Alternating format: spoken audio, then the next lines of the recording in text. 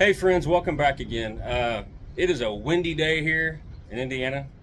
I wanted to do a quick little video on a recent aerator seeder combination that I just bought. So I don't have a separate aerator from in a separate seeder. This is a combo, right?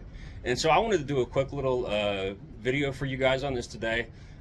Basically, just a real quick brief overview of how I had to put it together. It was real simple. I've actually used it once on 2 acres actually, so it worked really well for me. Of course, we'll see how well it worked right once the grass starts coming up. So I had a lot of damage with some Japanese beetle grubs this last fall, and so I'm just trying to repair that grass and stuff like that. So all right, everybody, so pardon me if I'm a little hard to hear. It is an extremely windy day where I'm at. I think we have gusts around maybe 30 miles an hour. There's got to be some type of storm coming in, I'm thinking. But I'm going to try to talk as loud as I can. I could have probably put this in the garage and had less noise, but I'm just feeling a little bit lazy today. I'm not going to lie to you. But I wanted to go over a new cedar aerator that I had purchased about 3 weeks ago. I've already used it once and I'm highly impressed with it. This is actually a aerator and seeder combination, okay? And I was searching online and got a lot of bad reviews about different products, and I came across this one here called BRINLY. Hope I'm pronouncing that right. BRNLY. This company's been around, I take it, since the late 1800s. They said it was made in America, but I looked on the tag and it said made in Vietnam, so I'm thinking maybe the parts and such might be made here, and maybe it's assembled overseas if you're somebody that cares about that sort of thing. But what I want to do today was just kind of go over this thing, tell you what I had to do to put it together, and then kind of share some things with you about how it worked for me. So as you can see here, it's not a huge aerator seeder. I don't have a huge yard. I got about 3 acres. And pretty much all this came disassembled. So as far as the actual spikes and stuff here, all those were put together, okay? All those were already part of the actual reservoir and things here. What I had to put on basically was the wheels on each side right here. As you can see, I had to put these wheels on. Pretty easy to do. A couple nuts and stuff there in the back, right? And then I had to put on these actual big handle looking things here, these, because this is what actually is going to be hitched onto your actual tractor, right? Little cotter pin and such. So these are pretty easy to put on. Latch is right back here on my tractor. And then had to actually fasten these arms here to the main body right here, right, onto the reservoir. I'll walk you over here as well so you can see these. Same side over here. I'm just kind of fastening this to the main reservoir. So basically, just a couple of arms on each side, the wheels, right? And then I said before, these arms here, which actually will hitch to your actual tractor. So I think I had this thing put together in probably about 30 minutes, guys. It was really easy to do.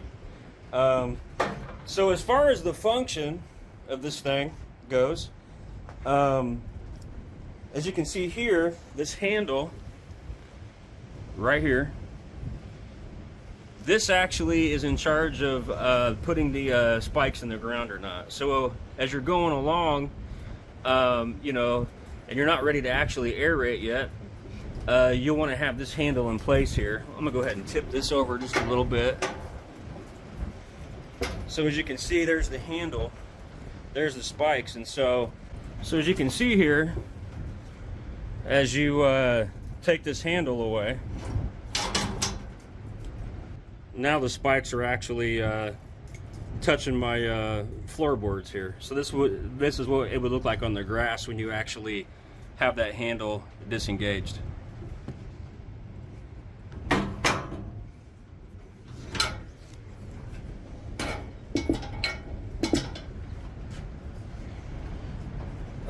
And then as far as the actual seeder part goes, that's this handle right here. This is really easy to use. All you have to do is back this little wing nut off here, so you can just loosen that. So this thing is engaged. When it's here, it's not gonna open up your actual reservoir here, so you won't have any seed coming out. But as soon as you back this off here, as soon as you back that off and slide it, let's say, actually I was laying some Kentucky bluegrass, and I had it I think at about 4 right here. And then so what happens is you just put this over there, right there, cuts it off. And it's probably hard to see here, but this just opened up down in here. Probably a little hard to see, but you can probably see some of the openings in there. Now it's open. It's set on number 4, like I just did right here. Right. And so the key is that you don't want this open when you're actually driving the tractor, right? So you want this over here, right? So here's what I did. I had it like that, and then as I actually wanted to, you know, have the reservoir open and have the seed start to come out, as I was starting to actually drive and I'm in the area where I wanted to seed, you just kind of reach over on the tractor as you're steering, as you're going straight, and you just simply go like that. You don't have to be real precise. Just kind of take it out of there, let it, and it'll slide automatically all the way over to where you have that wing nut. Okay, and that's the main thing. And then when you're done, when you're starting to come to a stop, and you don't want any more seed to fall, same thing. I just kind of reach back and put it right back in there again, right?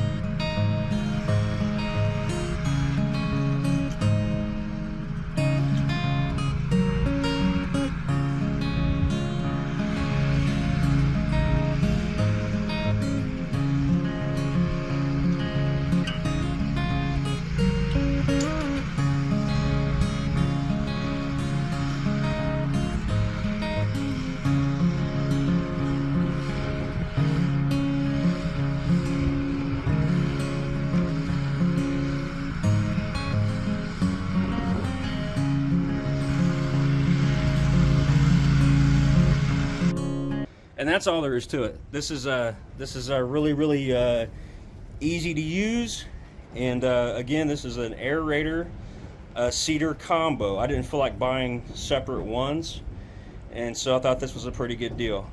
If you guys are interested in this, you want to find out some more specs and information of it, I put a link in the video description. All right, everybody. Well, thanks for tuning in today. Take care, and I'm gonna be doing another video here on a sprayer that I recently bought as well. I got a 15-gallon sprayer, same brand. So stay tuned for that video. Talk to y'all later.